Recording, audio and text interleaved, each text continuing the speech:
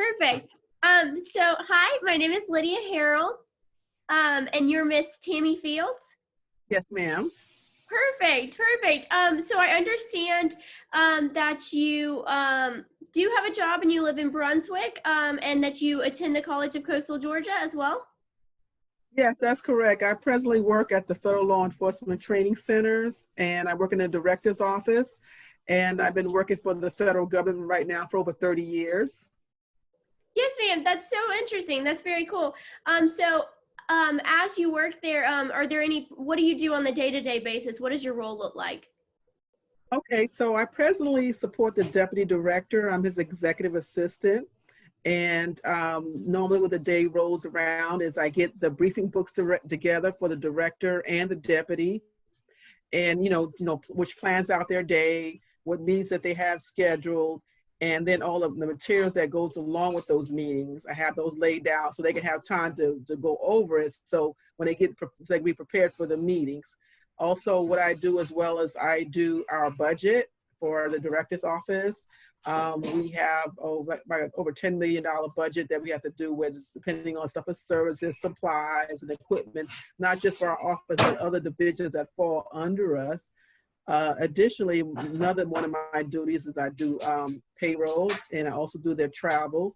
Like, for instance, the deputy told me today he needs to go to Charleston to check, because the Federal Law Enforcement Training Centers has trained delivery points, not just in Brunswick, which we call Glencoe, but we also have them in Mexico, Charleston, Cheltenham, and DC. So he needs to travel to Charleston tomorrow, so I set those travel orders up for him today. Wow, that's a lot. That's a lot. That sounds very Yes. And you balance school on top of this? Yes, yeah. I decided to go back to school and pursuing my bachelor's of business administration degree. And so I have this semester going to finish up a couple of weeks, and then the fall semester, then I'll finally graduate in December. Well, congratulations. That's awesome. Thank you. That's very exciting. So can you speak a little bit about like your childhood, and as you were growing up, what were your goals? What did you want to be when you grew up? Well, I was born in Charleston, South Carolina, but I moved to New York when I was 5 years old. And so all of as far as my education there was all in New York schools, primary, elementary school, middle school, and high school. And then I actually had a scholarship opportunity to go to a business school in New York for accounting, because that's what I did while I was in high school. Most of my dream was always to go to be in budget or accounting. And then I happened to be watching TV one day and saw a commercial about the Army, and that blew up all of my plans. So I, chucked away the scholarship. I was only 17 at the time, and asked my mom to sign off because I couldn't even go without her approval first. And I graduated in June. In September, I was shipped off for boot camp. Oh my goodness, that's so sudden. Yes. It was very sudden. So that's why I'm doing this all over again. Going back and you started what I wanted to do in the beginning. Yes, definitely, definitely. So you just saw a commercial online and said, "Yeah, that looks good to me. That's what I want to do." Yeah, it makes no sense now. I always think about that. I love it. That's awesome. That's very courageous. I don't think I could have done that. But good for you. So did you know any like veterans growing up that you were like, "That's cool. I might be interested in that," or anything? No, actually, I didn't. I don't know. I didn't have any. Somebody could say, well, I could follow their footsteps, or this is what I want to do. It was just the commercial. It was like, be all you could be in the Army, and it got to me. And then I also, it talked about that I was going to, have trips and places that you can go to, and then also it dealt with, education. It told me to pay for your education and things of that nature. And I felt, this is an opportunity for me to do something different and to get out of New York, actually see the rest of the country and possibly the world. Got you. That's so exciting. I understand that you went to Germany. Yeah, I did. So I I had boot camp in South Carolina. It was Columbia. And then from there, I went to Indianapolis for my advanced individual training in finance. So that I ended up doing finance because I knew that's what I liked. And then from there, I went to Colorado, and I was stationed at Fort Carson and at 8th Infantry Division. And then after I was there for a while, a lot of my comrades, I would say, that was in the military at the time, a lot of people talking about going to Germany, and it seemed like a great idea. So I decided to do the same thing. But at the time, I only had like a year and a half left on my tour. And they told me, well, you had to do at least 2 years in order to go. So I had extended for 6 months. I can go to Germany. Very cool. But did you go before the wall came down or after? Yes. I was there before the wall came down. I was there from 87 to 89. So yeah, I was there in Baumholder. But when I was there in Baumholder, I was also got an opportunity to see Landstuhl, Stuttgart, Frankfurt, Germany, Kaiserslautern. We call it K-Town. Was a place that you go where they have the air shows. I don't know if you ever seen them on TV, but yes, you know, the different air shows they would have it in K-Town. Mm-hmm. Very cool, very cool. My dad lived in Germany the year that the wall came down. He lived in Frankfurt, so that's very interesting. Okay, cool. So how long would you say that you're abroad? You had to extend your tour, so it was about 2 years? Exactly 2 years. Mm-hmm. Got you. So when you went over there, was it like a complete culture shock, or did you feel like you were a little bit prepared for it, or did you live on the base? What was that like? I don't think I was not a culture shock, because one thing I can say about the military, they prepare you ahead of time of the way things are going to be. They have it all set up for you. They send you to a German school where you can learn the different culture and stuff like that. They give you your shots and all the stuff that you have prepared. It's like one step after the other. And in fact, because like I told you, I was from New York, I didn't even know how to drive. So I didn't learn how to drive till I got over to Germany, because they sent me to school, and because we had to drive trucks and stuff like that. And I was like, well, I don't have a driver's license. So they sent me to driving school there. And so the military taught me how to drive using the trucks, and that's how I learned how to drive over there. Got my first license, and it was from the overseas. I didn't have a U.S. license.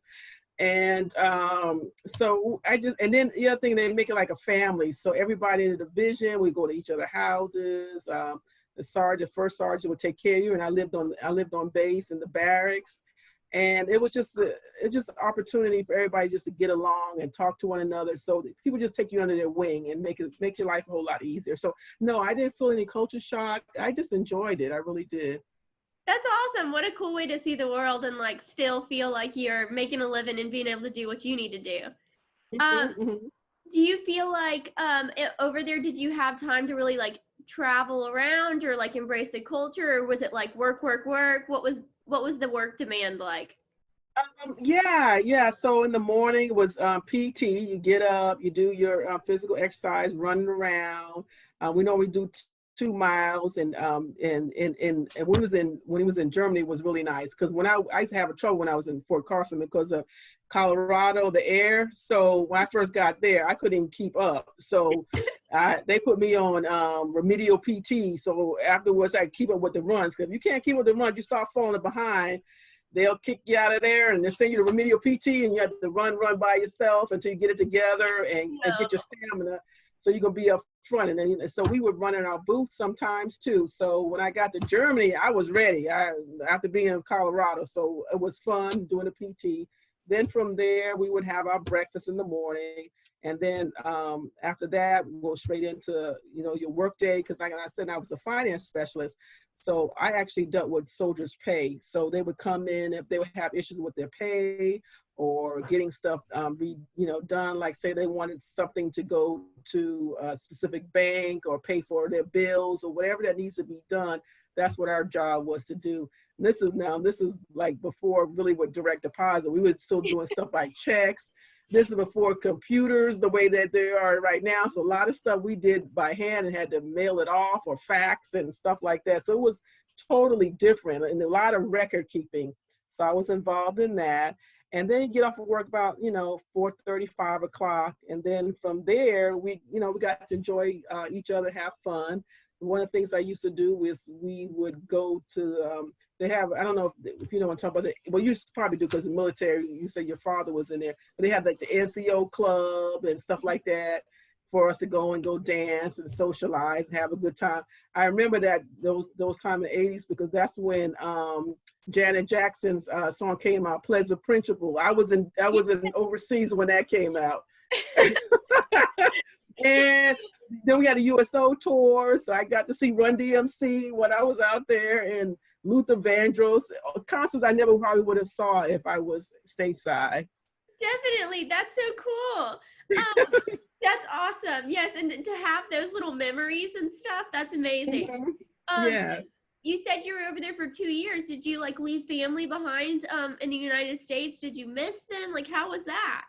Oh yes, my mom and my sisters and all them. I did miss my family a lot because we there was no Zoom or iPhones and Skyping and FaceTime and stuff like that. So yeah, so it was just phone calls when we could talk, because I still had, not only did I have my regular day, but we also would have duty where they would send us, out in the woods and, in the snow and stuff like that, bivouacs. So that's what we call them. We have those at least once a year, and training exercises. So, you couldn't really explain to your folks what was going on. And so I didn't see my parents again. So I came back after I got back after my 2-year tour. Oh my goodness. That's so No, I never went back to the States. I stayed there the whole time. Yeah. Yeah, that's crazy. That's so long. Oh my goodness.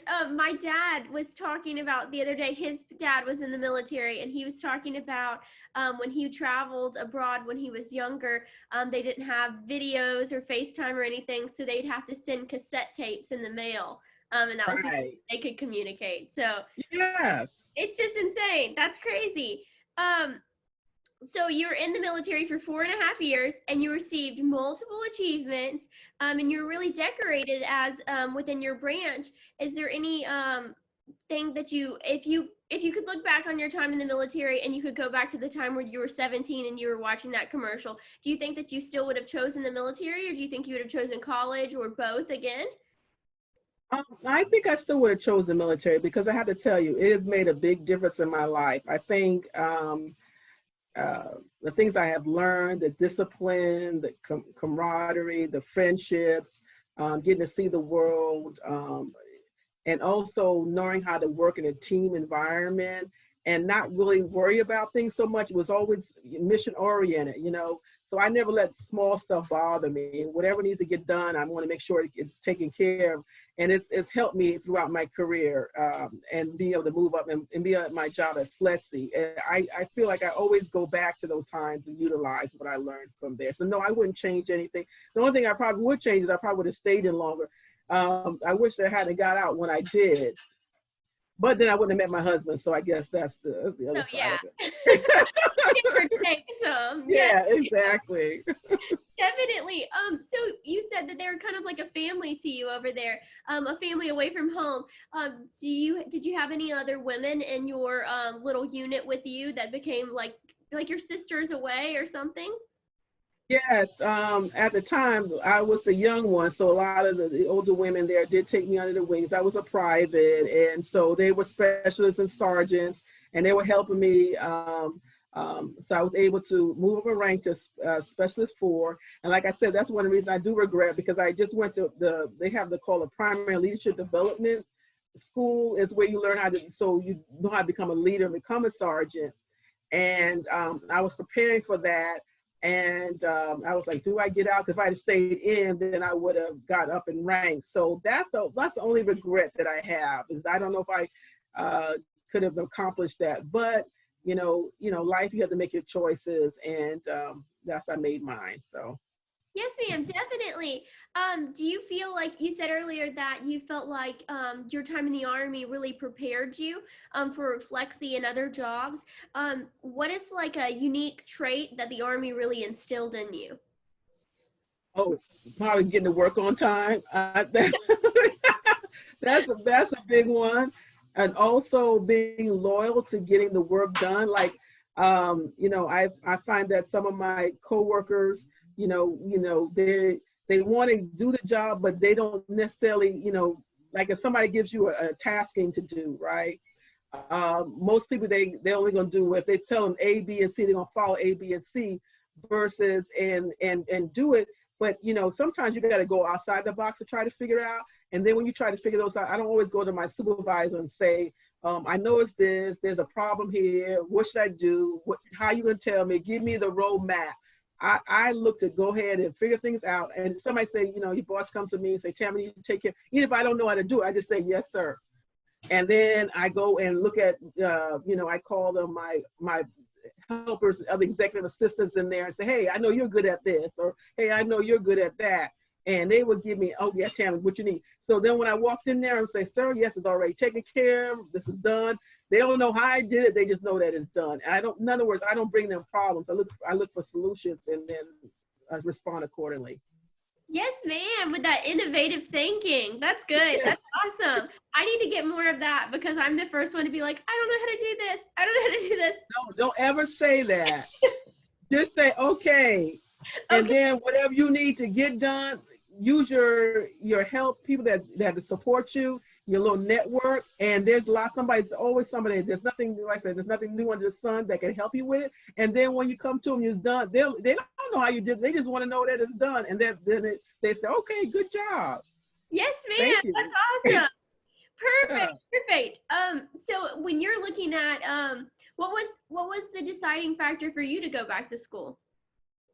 Well, this is so crazy because after I got out of the military, like I said, I got married, and I decided to go back. That was my goal. I was going to go back to school, and then next thing I know, I got pregnant with my daughter. I said, okay, well, I'm going to school. When she's born, get her situated, then I'll go back to school. Then I got pregnant with my son. Okay, well, then once he's situated, I go to school. Then my husband started going out to sea. I was like, okay, I'll just wait until they grow. So that's what I did. So both my children have their 26 and 25. They're both doing well, graduated from college, got jobs. And so now I said, okay, now it's my time. And so that's when I started to go back. Yes, ma'am. Perfect. It's your time to shine. Yes, ma'am. So do you think that as a veteran, do you think that every veteran should try to go back and get their education or get their education while they're in service? Or do you think that's just like on a case by case? Actually, if they can do it while they're in the military, I suggest that they should. But if they can't, wait till afterwards, because the military has a great, you know, the GI Bill that takes care of you with the veterans and making sure you get your career. I know people have done it both ways. So I guess whatever works best for you. It would have been nice now that I saw how my life was going to turn around, it would have been if I had done it while I was in the military. But I was having so much fun. I was like, that school could wait. Oh yeah, definitely. Definitely. I like your mindset. Me too. So when you finally do graduate, what doors of opportunities do you hope that your college degree opens for you? Well, I'm hoping that I can take my degree and do it into a budget or finance position at FLETC. They have positions in our budget division office and in our finance division. So one of those chief financial directorate positions I'm looking for in budget or finance. And I think one of those things I would be able to do it. However, if it doesn't happen, I'm still doing budget on my particular job right now in the director's office. So it's not like I'm not doing it. And what I've had so much experience that I really don't need a degree to get those positions. I just want it because that's something I've always wanted to accomplish. Yes, ma'am, definitely. Would you encourage, like you said, you have children and your children went to college.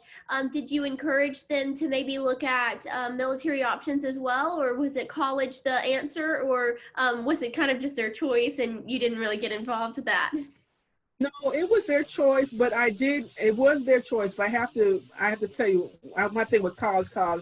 That's what I really want them to instill and get their degree and do it while they're young. Because what I have learned, although it's been a great journey, it's still a long one for me, and I'm almost done now, it would have been nice to be able to have that when I was younger. Because I think it would have, even though I made it to where I'm at, I feel like I probably would have made it there maybe quicker if I'd had that degree.